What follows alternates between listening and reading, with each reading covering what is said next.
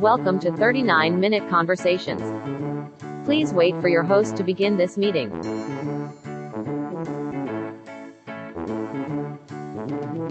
Your meeting is now being recorded.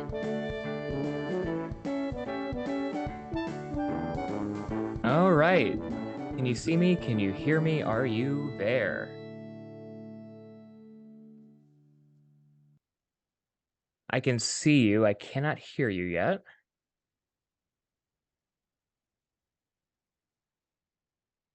Still can't hear you. Hey. There we go. I love starting an episode that way. It's riveting. It's just the suspense of if we're going to be able to hear you. It's great. Okay, go. It's good to see you. Thank you for doing this. Yeah, no problem. Thanks for having me. Of course. I like that we're wearing matching shirts today. That'll be fun for the social media posts. Before we get started, which I'm very excited to chat with you about everything going on, but before we do, I do have to get through one quick ad read. I hope you don't mind. Have to make you sit through that. I'm so sorry. This week's episode of 39-Minute Conversations is not technically presented by WGAStrikeshirts.com. If you've been out there in the picket lines, driven by the picket lines, watched the news, seen the striking writers on social media, you've seen a lot of identical blue shirts, and they're great shirts. These are the official shirts from the WGA that we got handed in the first day. But here's the thing: you can only get so many wears out of that same shirt when you have to before you have to wash it, especially when you're outside walking and sweating all day. So maybe you're a WGA writer who needs more shirts to wear out there in the picket lines. Maybe wherever you are, you just want to support the strike and look good doing it.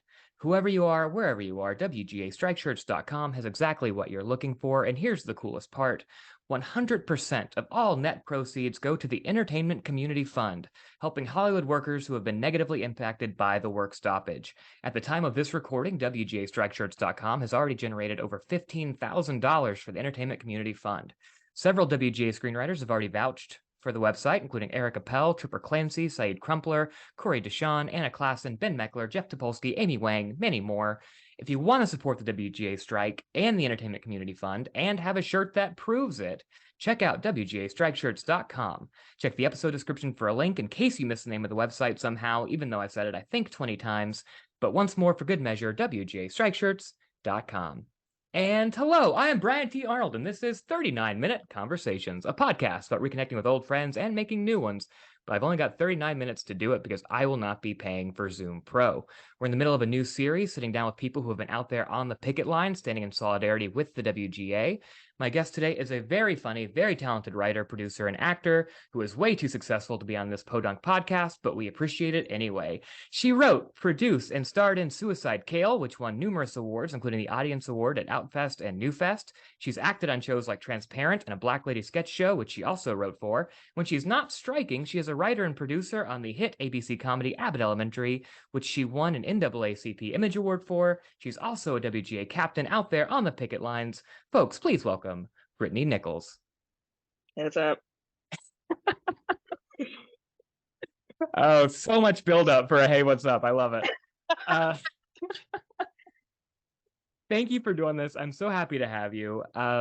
We've known each other for a little bit, not that well. We never hung out a ton, but we had a lot of mutual friends. We'd see each other around UCB or just the general LA comedy scene. And since then, obviously, your career has really taken off, which has been incredibly impressive and incredibly cool to see. I've been rooting for you. I've been so excited and happy for you. So I'm just excited to see you and catch up. Yeah, thanks. I never avoided you. So that's, I feel like, where I'm trying to, whenever I see people from the past, I'm like, was I ever actively trying not to say hi to this person? No, I wanted to say hi to this person. Probably means they're pretty cool. Oh, that's very nice. I feel the same way about you. I was always like, oh, cool, Brittany's here. But then we never really followed up on that too Right. much. I do try to start these interviews mostly the same way. Aside from picketing, I don't, the pandemic turned me into a bit of a shut-in. I don't get out a ton anymore. I wanted something kind of creative to do again outside of, from the comfort of my home.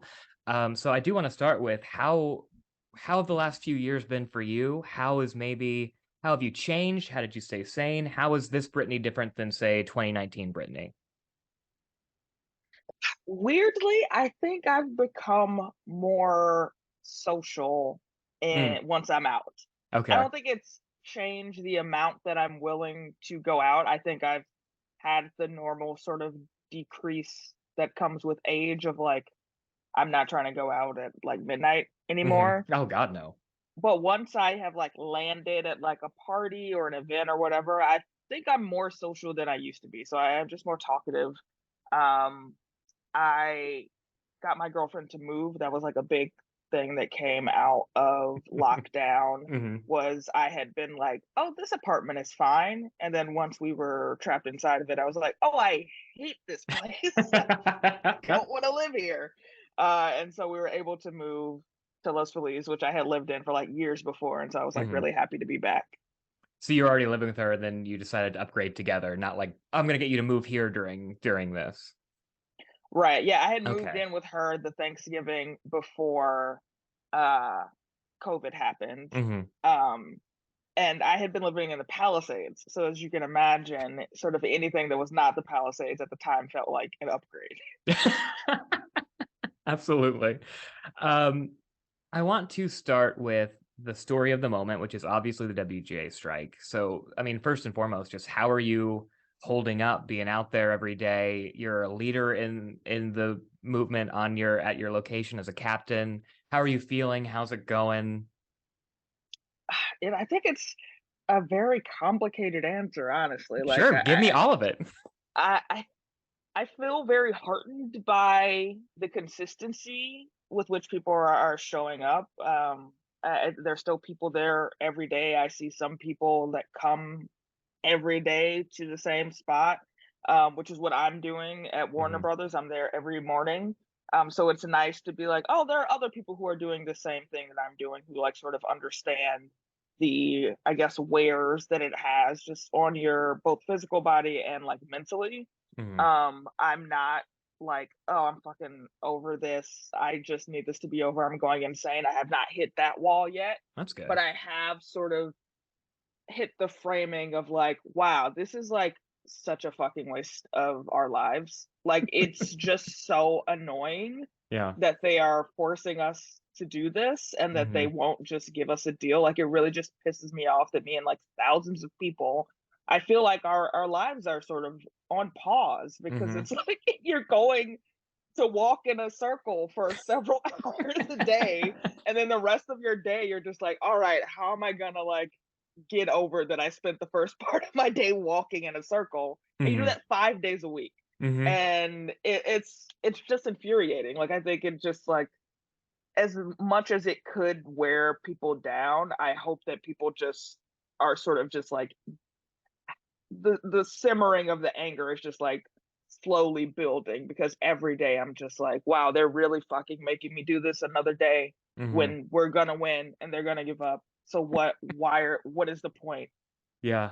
Now, I was talking to a writer friend, and they were saying it kind of almost feels like, obviously not the same implications, but Pandemic 2.0 a little bit, in that it shuts everything down, Mhm. where we can't actively do what we normally do, and it is feels literally in this case just going in circles, just waiting for it to end. Yeah. And it's also like for us at least, since the Abbott room was supposed to start the week of the strike, Hmm. that means that like one day we're gonna be on the picket line, next day we're gonna be like at work.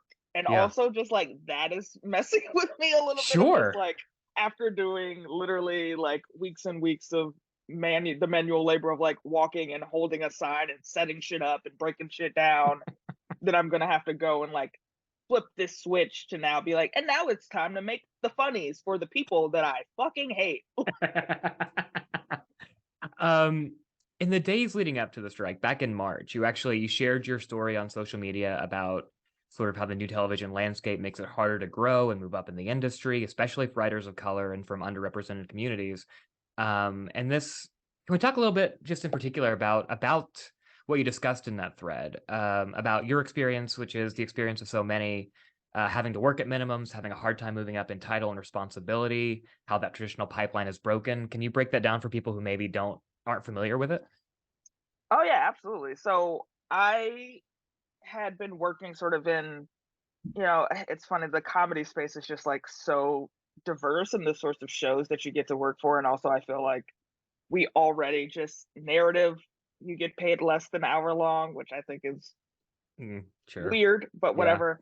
And then you get paid sort of even worse the further away from comedy narrative that you get, like in the sketch world and variety world and all that sort of stuff. Mhm. And so that's really where I was getting jobs consistently first, was that and reality, which is not even WGA covered most of the Right. time, and was trying to break into narrative. And I was able to do that because I made this feature film called Suicide Kale, which is how I got into my first narrative room. And in that room, I luckily got the title of story editor, because they sort of were like, yeah, you've been working 4 years, you made this feature, you've had a pilot produced, like, we're going to honor all of that and start you at story editor instead of staff writer.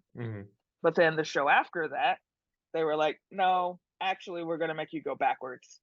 And we're not even going to like treat that as if it was staff writer and put you as story editor. We're actually going to boot you back to staff writer. And then the show after that, I got offered a show on Freeform, and I got offered that and a Black Lady sketch show at the same time. And they again said, we're not going to give you a promotion. We're not going to honor that story editor. You have to work staff writer again. And I sort of just was tired of being disrespected. Yeah. And was like, you all can fuck yourselves. I'm not going to take that. I would rather go back to sketch on a show that I think is going to be cool, than to like just lay down and take this again. And so I passed up on a scripted job to do a Black Lady sketch show.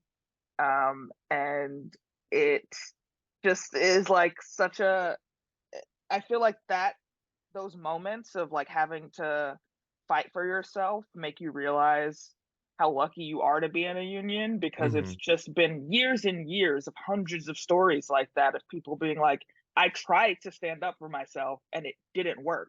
They all collectively agreed that they're just going to like fuck us over. And it doesn't matter who you are. It doesn't matter what credits you have. It doesn't matter what shows or success you've gotten. They're going to like put their foot on your fucking face and smash your face into the ground and make you say thank you. Yeah. And we've, had to just do this collective action to stand up for each other. And it's, interesting being a person of color at this time when it feels like more of us are in this industry, and that's going hand in hand with like this devaluation of the work. And, feeling like, again, that is the upside of a union, is like, there's a lot of white people in here, like, and we're all the same level of membership, like we're all members together. So like maybe this is a bit of us like being able to like, this tide is going to lift those boats and we're right along for the ride. And this probably has been happening at us at a higher clip, and it's it's good that we have this recourse, because if we did it, then the people that would have been able to continue to make it work in this system probably aren't the people that have like the sort of background that I have and that a lot of other writers have. One thing that I thought was really cool about you sharing that story on social media is, I think among this industry and among just people in general, people on social media try to kind of carefully curate their images, try to keep it positive, like, oh, I'm doing so great, everything is like perfect, life is beautiful, to not, post our L's, as the kids might say, if the kids still say that. Did you have any hesitation about getting into something that real and raw and personal about your own journey in this industry and your own feelings about how the industry has been going lately?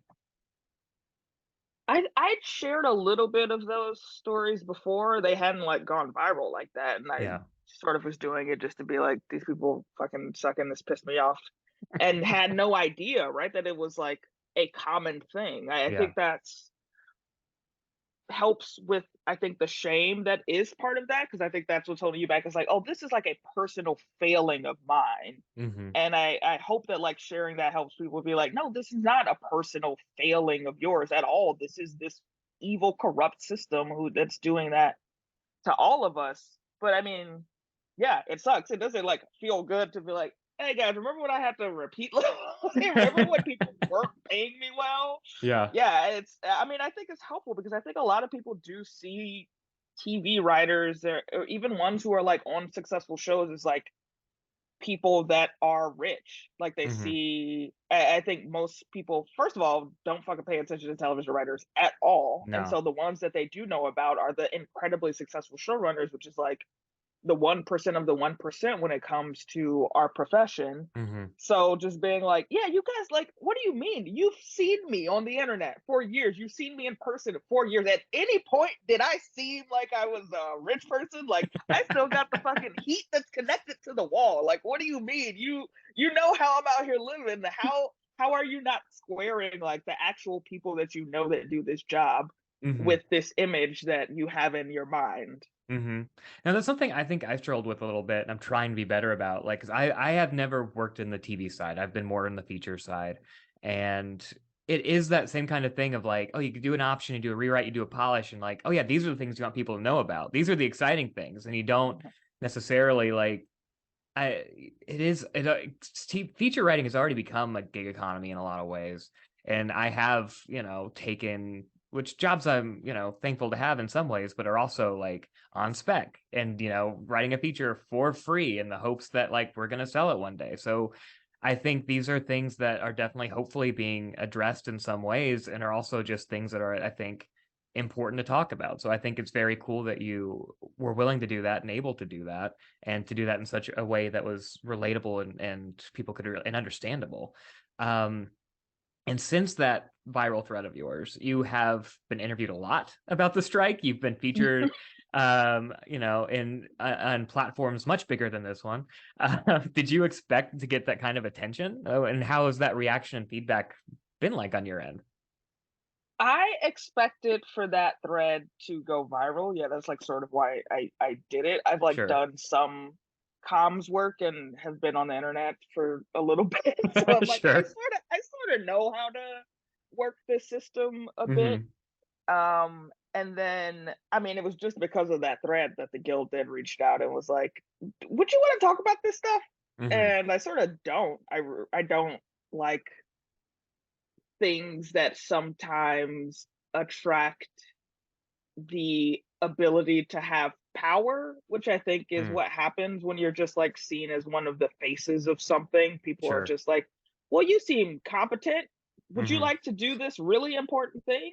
Sure. I really don't. Well, don't worry. This podcast is not very important, so Yeah. you're doing this doesn't break that for you at all. But it's also like, I think I just have to like get over myself a lot of the time and be like, everything is not participating and everything is not necessarily an attack on like your leftist beliefs and disavowal of power. Sure. Sometimes it is serving the better good to like use the skills that you have to help a situation, and so that's sort of how I've squared things away in my mind as I Yeah. continue to have to talk to freaking People like me. news outlets. It's oh no, not you. This feels fine. This is like normal. Like comedians doing a podcast is Sure. feels very normal, but going on like NBC News, that feels like Wild. it takes some energy. Yeah.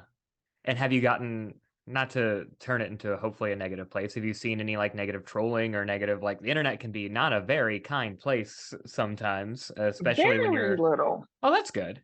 Yeah, it's Elon's blue checks are out and about on pretty Sure. much everything. But I have not seen a lot of that. And I haven't even seen like I think the pushback that I was expecting to get from people. Like I think because that idea of us all being like rich, I think was it felt popular. Yeah. I thought there would be way more of like, what are these like greedy babies talking about? Sure. There hasn't been, because I think we like made our case like sort of very clearly of like exactly what is going on and what the realities are. And people always want to know like numbers and shit. Hmm. And it's like, you don't you don't know what these numbers mean. You don't know like it's been really interesting, I think, getting to talk to people about even like what the job of a television writer is, because Hmm. people really like just have no idea. I mean, they don't think of us, right? That's like the Right. thing. That's part of how this has been happening is like no one gives a fuck about writers. Sure. Now people are pretending. I'm like, no, I was here simply 6 months ago. You all like do not really care much about us. But it's nice that now that now that they realize we're being bullied, Yeah. I think now they're like, well, you can't bully people. Yeah. Um, yeah. Yeah, I was talking to my last guest was talking a lot about how the difference between the 2007 strike and this strike, which he was on the ground for both, and just how much our messaging seems to be better than the messaging coming out of the AMPTP, and how I don't think we're getting as much pushback as they got in the past, because it almost feels like the AMPTP can't even, their position feels indefensible. Like there's nothing, they're not getting a lot of people on their side right now. It does feel like a very positive movement, and now it's just a matter of waiting them out for them to realize that, I guess. Yeah, I mean, I think that's part of why they haven't just realized it, is why also they have such a horrible messaging problem, is because they're like rich people that don't live in the real world. Mm-hmm. So like they have no idea. I think that even sort of the tenor of the country has changed since 2007 and 2008, and they don't realize what a powerful tool social media is. Like I just don't understand how they weren't like, oh, right, we're battling a bunch of storytellers. They might be able, now that they are able to like get the message out, they might be able to come up with like a compelling narrative to what's been happening to them. Like it seems like that did not occur to them at all. I was amazed today. We were recording this on the day that David Zaslav gave his commencement speech at Boston, or accepted a degree or whatever at Boston University. And did you see any of that footage yet? I saw the chanting. The chant, like, just the lack of, like, I felt like he didn't see that coming. And it's just a matter of like, how could you have possibly not? Like, they do seem to live in a bubble completely removed from what we're experiencing, one, and just the reaction that they're getting from not just us, but from the greater community who's seeing what's going on here. Yeah, I mean, and it's, our issues are as complicated as they are on its face. It's the same that's happening to everyone else. It's like Yep. corporate consolidation, rent is up, inflation is up, wages are down. People just want to be able to survive in the cities that they live in. Mm-hmm. And yeah, they don't know. They don't know, and they furthermore do not care. Since the strike started, you have been serving as a strike captain. And I've mostly been striking at Netflix because it's the closest one to me. But the strike captains have been amazing there. I'm sure you're doing an amazing job. I'm gonna have to come up to Warner Brothers and check it out soon. What goes into being a captain day to day? What are your responsibilities? What is that? What does that look like for you? So I'm coordinating Warner Brothers in the morning, which honestly it means I sort of am in more of a managerial position. Sure. So down with me, I guess. We're But we coming have for you a next. lot, Yeah. yeah. We have a lot of gates at Warner Brothers, and Hmm. so there's like real responsibility to some of those. We Hmm. were able to flip a neutral gate. We were one of the few lots, I think, that was able to do that. And so we've been able to turn trucks away because the Teamsters are respecting picket lines. Hmm. For me personally, I'm like getting there, like setting up tables, making sure check-in is set up, like arranging the snacks. I'm like Yeah. sort of Yeah. crafty at the moment. I'm just like, I don't know. I think we need to move the bananas out of the sun, guys. And trying to coordinate some of the like themes that are going on when people are Hmm. coming to the lot, making sure that there's water and space and everyone's staying safe, and also just like I think it's a lot of like vibe reading. Like I'm just like at check-in being like, how are people feeling today? Are people feeling rowdy? Are people just like, I'm just here to like fucking get my steps and lift my sign for a little bit. Hmm. And also there's a bit of like having to charm people into doing some of the rougher assignments. Like we Hmm. have the ranch at WB, so you gotta like walk 8 minutes to get to the ranch where there are not snacks, and you are usually there with just like 3 people Yeah. yelling at freaking whatever production it is, like Jake Gyllenhaal, just being like, Jake, please stop doing this to us. And then we got the whole backside of Warner Brothers, so we got to convince people to like get in a car and go to the other side of the lot. So it's a little bit of a trickery that's part of my job over there. Yeah, I used to in the pre-strike days and the pre-writing days, I used to be a tour guide on the Warner Brothers lot. That lot is, Wow. I mean, not I never made it up to full tour guide, I'll be honest. Like I Uh-huh. did like I worked for a few weeks there, a few months, and it was just like I had the opportunity to like keep going and become a tour guide, but I was mostly just like I was done and I was mostly just standing around like their museum, like, yeah, that's Batman's costume. But my point of telling this story is that that lot's fucking huge. So like it's so much coordinating on your end. It's amazing that you're, doing that, and it's obviously very necessary. Yeah, and the Does captains there are great. They're really, truly, it's an incredible team of people who do not have the skill set to do this, and yet we are doing it.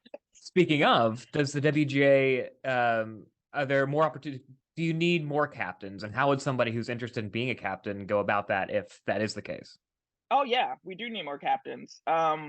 Just contact your current captain, and they should be Mhm. able to do it because, yeah, I think it would be nice for captains to be able to like take days off A day here off, and yeah. there. Yeah. But to be able to do that, I think we need some more captains. Yeah. Um, let's actually get into your life and career a little bit. A lot of my listeners are pre-WGA, up and coming writers, so I would love to hear. I think they would love to hear a bit about how your career got started. As I mentioned up top, we met around UCB. We were performing a lot of sketch and improv. But from there, how did you initially get your foot in the door? Was that as a result of Suicide Kale, or was that, you know, something else that I'm not aware? So my very first paid job was Billy on the Street, which I got from doing this web series called Words with Girls. But then I was working as an associate producer on a soul pancake special for the Oprah Winfrey Network.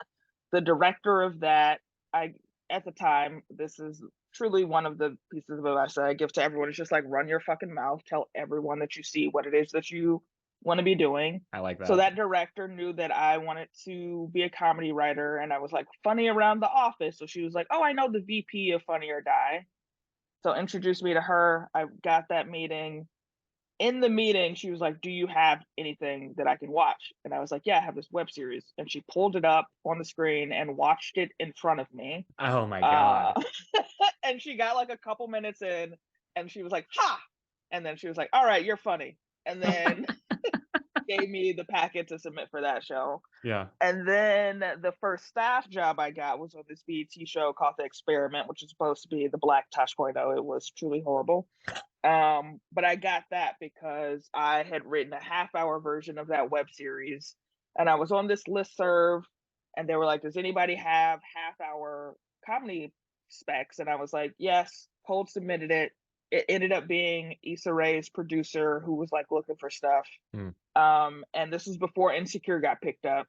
So Mhm. she had raised enough money to do 3 independent pilots for $50,000 each. And so I made a pilot via that process, and then that pilot is what helped me get staffed on the BET show. Wow. Okay. Um, do you would you recommend? I hear a lot of mixed things from people who come out of like improv UCB scene. Was that something that you think helped you as a writer, or is that something? Would you recommend that to people trying to get into comedy and writing, or is that yeah, what is your general feeling coming out of a place like UCB? Well, I had many, many issues with UCB that I was voicing at the time, and Hmm. everyone acted like I was crazy. And then 4 years later, everyone was like, "Oh, I think you were right." Hmm. So I really enjoyed like the people that I met at UCB. I think that having that sort of like bank of performers to like act in things, to do Hmm. shows and all that sort of stuff. Like I found people that I was like, these people are legitimately funny. There are people that I still try to work into things even now. But I think it's useful to a point. And I think Yeah. that a lot of people are not great at realizing when to like let go, Yeah. and when spaces have like served them as much as they can. Because sometimes I go to UCB and I'm like, "You're still here? Like, come on, brother! Like, what are you? Maybe this is like taking more of your energy than like you realize, and you're not able to like transfer that energy to some other route that's gonna Yeah. come up with something good. So I would say, yeah, it's definitely, I would Mhm. recommend it to anyone. I think that the classes like helped me as a performer. I think that improv helps you as a writer a lot Big more time. than I think Yeah. people realize. And I think also if you're not looking to be a performer, but you are looking to be a writer, so much of being in a room is performance. So much of going on generals is performance. So Hmm. much of just like building your relationships is actually dependent on you like very quickly being able to like let someone know who you are and charming someone and making them laugh. And improv is like super helpful for that. Oh, 1,000%. Yeah, I agree with that like 1,000%. Like I had the experience that you're talking about where I remember my first and only Herald callback when I didn't get on a Herald team. I was like I broke down in like tears and like I was just like 10 minutes later I was like I didn't move here for this. What am I Right. what am I doing? Like this is so I refocused on writing and sketch and Hmm. features and all that stuff. But yeah, it is the kind of thing that I think is helpful, but to a point. Abbott Elementary, great show, hit show, award-winning show. What is it like being a part of something that is such like a crossover hit and adored by so many people? I tell you what, it makes you look at the rest of your career and realize, oh, this is what it's like when people actually like something you work. Like, everyone was being polite before. This is what it's like when something is like actually good and popular. So I it's been good. I don't want to get too deep into spoilers or anything for, what's coming ahead, but when exactly do Janine and Gregory finally get together and as precise as you can be? I don't have the answers to that. Quinta is keeping that very close to her chest. Mm, I think she has like an exact pinpointed thing, and things shift around. Like even the things that she said, like these are the things, the sort of markers we wanted to hit for this past season. Exactly where they happened within the season moved. sure. So I'm sure at some point I'll have a better idea, but as of yet, she has not said like season 5, episode 2 is when they'll get engaged. She has not given us that info. When will you promise to come back on this show and tell us before it airs that this is exactly the episode that'll happen? I need that promise. Maybe if Quinta dies, because otherwise she would kill me. Do you have a favorite character to write for? This season it was Gregory. Mm, First season I think it was Tariq, but this season, uh, yeah, I think that Gregory is like a mix of all of the writers in a way that is really fun, which I guess is like sort of a read since people are always like Gregory's autistic, and we're in the room like, oh, because that's word for word a thing that we said. Oh my God. Getting into your history a little bit, from Chicago, when did you know that this is what you wanted to do with your life? And was there a show or a movie that made you realize, like, that woke your brain up in that way to this? I really had no idea what I wanted to do all the way up until I graduated from college. Hmm. So I had like sort of played with the idea or been like, oh, SNL, like that's a thing that I guess some people figure out how to do. And like, Sure. oh, the Yale School of Drama is there. Maybe I could go write plays or something. Then I was reading plays and I was like, these are terrible. I do not want to do that. Uh, so then I bopped around. I had like several different jobs within like a year and a half of graduating. Hmm. And while I was working sports camps for kids in the Bay Area, I would like get home, I would like bike home. So just tired on top of tired from like Yeah. working with kids, take a nap, get up and like make like rice-a-roni and Jiffy. I was So like they making really, minimum wage. so they really do eat rice-a-roni in San Francisco. That's Yeah. accurate. Yep, it's true. That I was, yeah, really a stereotype, I guess. And was watching primetime TV, and that's when it was like Parks and Rec and 30 Rock and Community, and Hmm. Happy Endings was a mid-season replacement Hmm. while I was working that job. And that was the show where I was like, this is like so funny, and it's not just white straight people. Yeah. It seems like I could write for sitcoms. Mm-hmm. And then I picked up and moved here, and streaming picked up, and everyone was like, if you're Black and gay, you're on streaming, baby. You do not belong, and we made this thing so you don't have to come to network. And so I was like, okay, I guess like sitcoms is not where I'm gonna like find my jobs. I'm gonna Mm-hmm. like go work in streaming. And then I found my way back to network, which has been nice. Do you remember the first thing you wrote and the first good thing you wrote? The first thing I wrote was like a series of monologues, I believe, from like people at a party. I think it was Okay. like different people, these different lesbians at this party, and I wrote like a monologue for like each of these characters. And then that turned into um focusing on one of the characters, and my friend who I went to college with, she was like the only person I think in our entire graduating class who wrote a screenplay for her like senior thesis or whatever, because Yale Mm-hmm. didn't at the time had zero screenwriting classes. But she at that time, I guess, like sort of wanted to be a TV writer, even though she didn't like pursue it at all. But then she read one of them and turned it into a script. And I was like, it like blew my mind. I was like, what? Like interior classroom? Like I just like, what the fuck is this? I thought it was like the coolest thing in the world.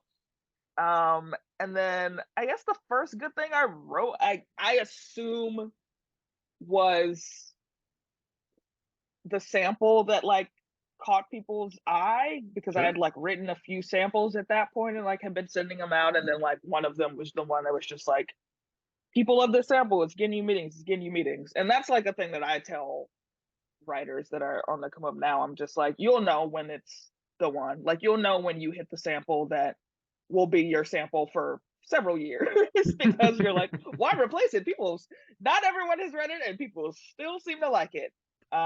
You'll know from the response, I think, and it's just like on you to just keep churning shit out, and Mm-hmm. trying to make shit, honestly, because I feel like I learned so much from just like actually making things, because so much of writing is learning to write with your producer hat on and like problem solving, and you really only learn how to problem solve if you are out there running into problems. Yeah. Um, what would you say? You already kind of said a little bit of it, but I'm going to ask it again because I'm not a good interviewer. If you had to give like one piece of advice for writers who are trying to break in, after the strike, what would that advice be? um be social is really it, and like be fans of people, because like pretty much every job that I've gotten zero jobs through my management. Mm, Not understanding, they're really my management, like agents and shit like that. Like I've sure. gotten literally zero jobs through them. Every Mm, job I've ever gotten has been from someone that I ran into on some like chance occasion, telling me about something, being friends with someone who knew something was happening. Like it's just an incredibly social industry, and as much as mm, people might be scared by being like, that sounds like nepotism, it's like, no, it's not. It's like relationships. It's like yeah. you want to work with people that you think are funny and that you think you will get along with.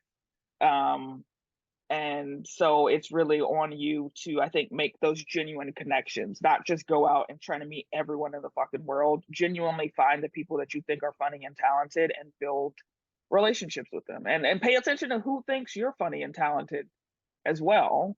Because that's at the end of the day what's going to get you jobs. We have about a minute left. So before we run out of time and before we get to the deeper, more personal questions where I get to know your soul, I want to use this opportunity to, where can people follow you? Is there anything that you want to plug? Um, Go for it. You can follow me at Be It's Hilarious on Twitter and Instagram. I'm literally at Warner Brothers Monday through Friday, from 9 to 1. So please pop on by, and you can It's be one of rare the that people people that. give it's rare that people give their exact locations and where you Yeah, can yeah, yeah. find. If you're looking to murder me, that's where I'll be. Speaking of Brittany, what do you think happens after we die? I mean, I hope that I think that our energy becomes part of the entire universe.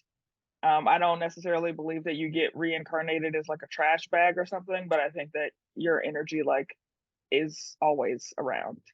When you do pass away, as we all eventually do, what do you want people to say about you?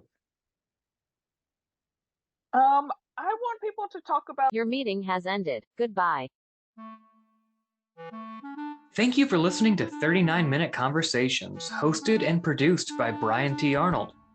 Music by Kevin MacLeod, licensed under Creative Commons by Attribution 4.0 license. If you like what you heard, please subscribe and tune in for new episodes, and don't forget to rate and review. If you didn't like what you heard, please don't do any of that. That's okay too. Thank you, and we'll see you next time. Stay safe and be well.